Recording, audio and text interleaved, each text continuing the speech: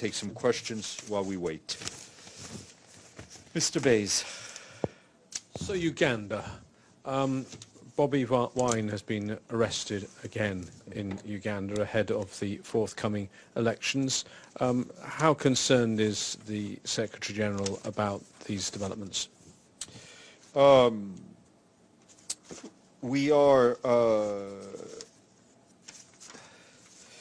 We've been following, I think, the developments around Uganda and the presidential campaign. I think it's very important that state institutions, particularly security forces, act in a manner that respects human rights and the principle of the rule of law in order to for an inclusive and broad participatory political and environmental process.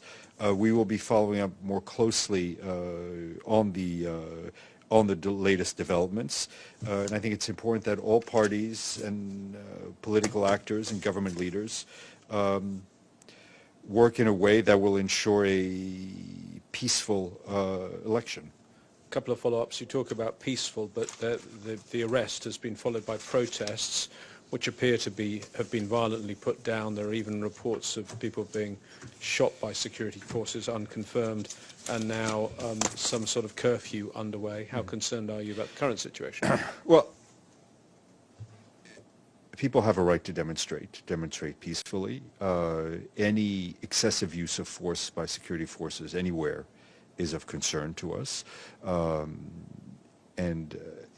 It is important that there is a space provided for people to express themselves, whether in demonstration or through a democratic process.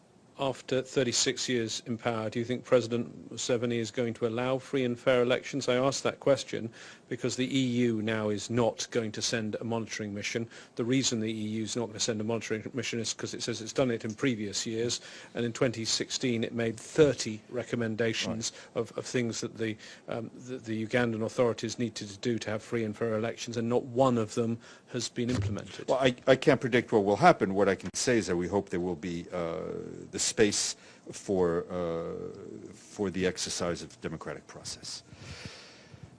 Maria, if that is you behind the mask.